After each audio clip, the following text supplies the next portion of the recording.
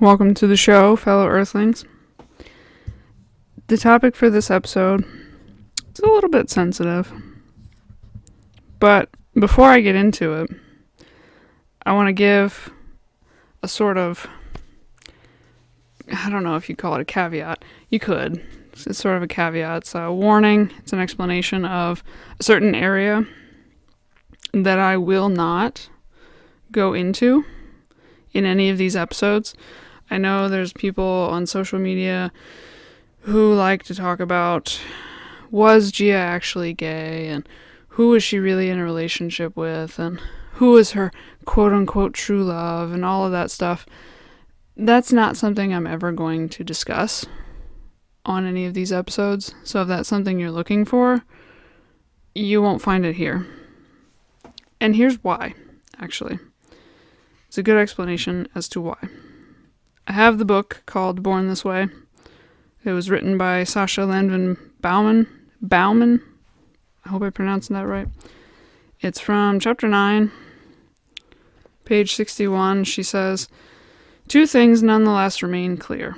First, Gia was a private person who, if she was prone to self-analysis, confided such thoughts to very few other people. And second, given that Gia cannot now speak for herself, no one is in a position to say with complete certainty how she would describe herself or her relationships. End quote. I think that's a brilliant way to explain why her sexuality and who was her true love and who was a better relationship, blah, blah, blah, blah, is something I'm not going to go into. It's something private, it's something very subjective, and it's something that I have zero authority or position or leeway or permission to talk about. I'm not going to talk about it. So that aside, I will say there is one particular person that she was in a relationship with who stands out to me as somebody who seemed to really get it, who seemed to really understand who she was as a person and who Gia was as a person, and really respected her as a person, and was what I would consider a true friend. And this person is, in this book, Born This Way, identified as Suzanne Rodier. And in Thing of Beauty, she is identified as Sharon Beverly. She definitely stands out to me as somebody who was very insightful, very respectful, and wasn't trying to, I don't know how to say it, wasn't really trying to get anything out of this. She was just a decent human being, is the best way I could describe it. Somebody who just genuinely cared. And that seemed to be a rare thing in Gia's life in general. And I don't want to throw anybody under the bus. I'm not going to point fingers. I'm just talking about this one person who, after having read these 2 books, stands out to me as somebody who was a genuine friend. Somebody who really did care. And here's some examples as to why I think this. There is a quote, same book, Born This Way. There's a quote in page 159. It's in chapter 25, where she's, again, identified as Suzanne Rodier, is talking about Gia's addiction and what might have actually helped her. And she goes on about, the only thing that could have helped was going into detox earlier because it is a disease, which, today we completely understand that addiction is a disease. It's something that they need professional help with. They need to go through a detox period. But continuing on from that, she says, but she was always looking to fill an infinite void with finite things, and that never works. Everyone who knew Gia, we all thought, if only we had said this, if only we had done that. We've all beaten ourselves up, I'm sure. I know I did. Everyone. Because after the fact, everyone thinks I could have saved her. Still, continues Rodier firmly, I've seen people of all walks of life in the same predicament. It doesn't matter how educated they are, how cultured. That has nothing to do with it. End quote. That's just an example right there of how insightful this person comes across to me. Especially where she says, Gia was always looking to fill an infinite void with finite things, and it never works. That's true of anybody with an addiction, no matter whether it's a substance addiction like drugs or alcohol, or whether it's a behavioral addiction like gambling or pornography or whatever. What these people are ultimately doing is trying to fill an infinite desire with finite things. And when they find that it doesn't work, they naturally reason, well, I just need more, or I need better, or I need higher quality, or I need a different kind. And again, it doesn't fill the void. So they just keep looking for more, and on and on and on and on and on until they keep sinking lower and lower. And that's just the nature of addiction. It's true no matter what kind of addiction it is. And yes, you'll find other people in the world that will speak about this with such insight and clarity. But there's really only one person from Gia's life who they've interviewed, both these authors of these books have interviewed, that really gets it that clearly, states it that clearly. Only one that I have found that has really stood out to me as just getting to the point and completely understanding the situation and what needed to be done. That's one example. I'll find another. Hold on quick. There's another area, page 176, it's toward the end of this book, where she says, she was always trying to make people laugh. She was always the one trying to make you smile, and she was very generous about that. She was an amazing human being. She was extremely sensitive to the world. She was self-centered, but I think all of us are. I don't know how to say it kindly. She was self-centered the way the rest of us are, but especially when she was in her addiction, which is understandable. Everything is self-seeking and selfish, but I never held anything against her. You just kind of let that sink in for a second. This is a person who completely understands the problem, yet sees her still as a human being and doesn't hold anything against her. It's not like, because you're an addict, now I hate you and I'm not going to be your friend and you just need to be out of my life. No, it's like, okay, you're a human being. You are no different from anyone else in the fact that you have struggles and you have weaknesses. But I'm not going to hold this against you. I'm still going to be your friend. And I'm still going to see the good in you. I see the bad. Absolutely, I see the bad. But I'm still going to see the good. There's a complete balance here in what she says that just jumps out at me. Such, again, clarity and balance and succinctness that I don't see in many of the other people interviewed for these books. That's the last one I'm going to take from the Born This Way. I'll switch over to Thing of Beauty. There's another quote. And the other thing I noticed, just a side note, if you compare her stories, which she's Sharon Beverly in Thing of Beauty and Suzanne Rodier in Born This Way, if you compare her stories, the details are almost identical. There's not really any inconsistency in what she says. There's a huge year gap between when she did these interviews, but yet the story's still the same, which is another thing that stands out to me. She doesn't change the details.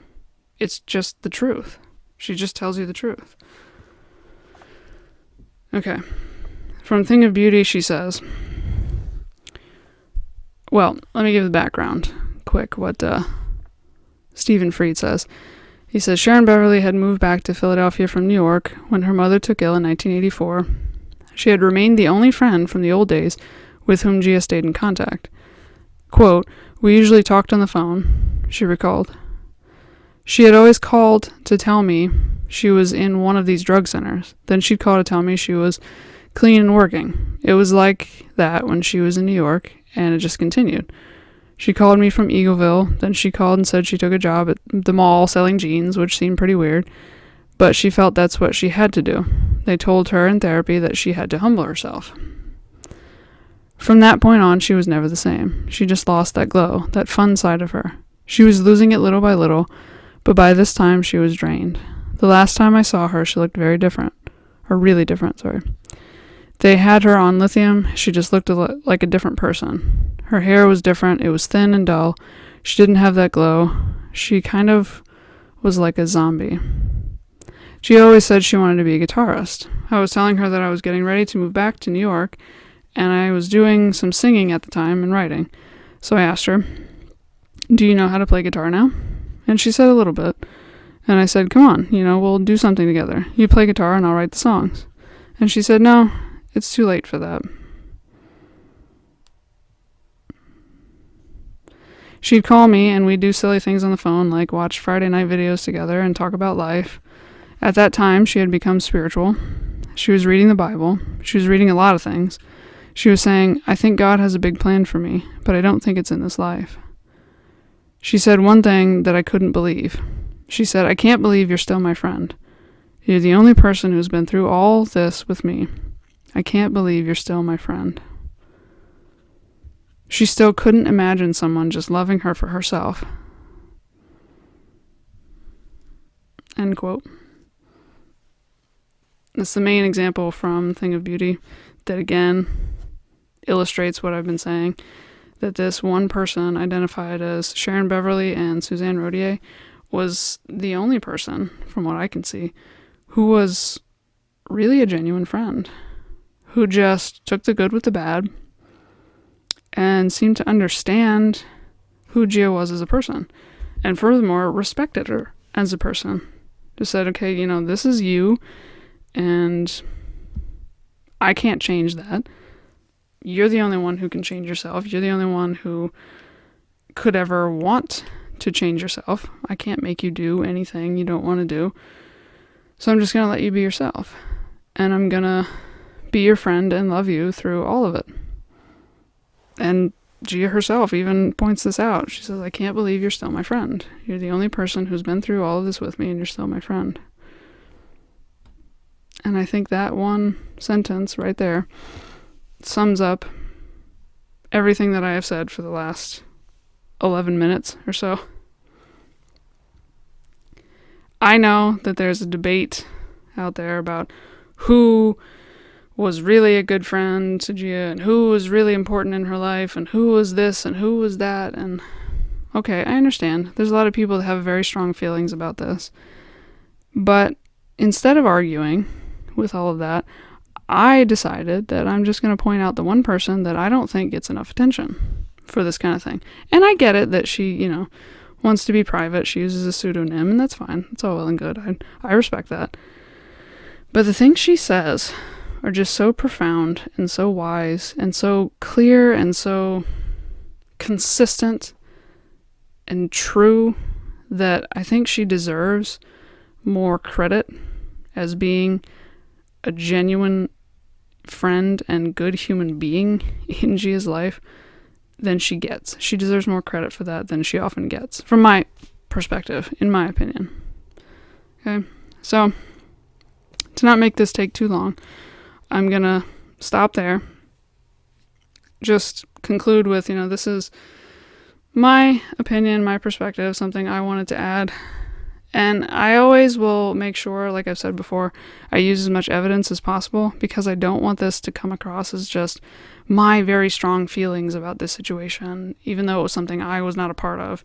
I always try to use evidence from the text, from what is actually written here, so that anyone else out there can just go get the book, read it, look at it for yourself. This is not stuff I'm making up. Okay, and I try to do it as intelligently as possible because I do think this is an important story. Beyond any of the trite comments of, she was this, that, and whatever, and she broke boundaries and da-da-da-da, that's, I don't think it's really that important, to be honest. I think Gia as a human being, someone that all of us can relate to, and someone that I feel still has something she wants to say to the world. I think that's the most important message. Set everything else aside and just look at Gia as a human being. Somebody that can relate to every one of us and has something she wants to say. And I think to each one of us.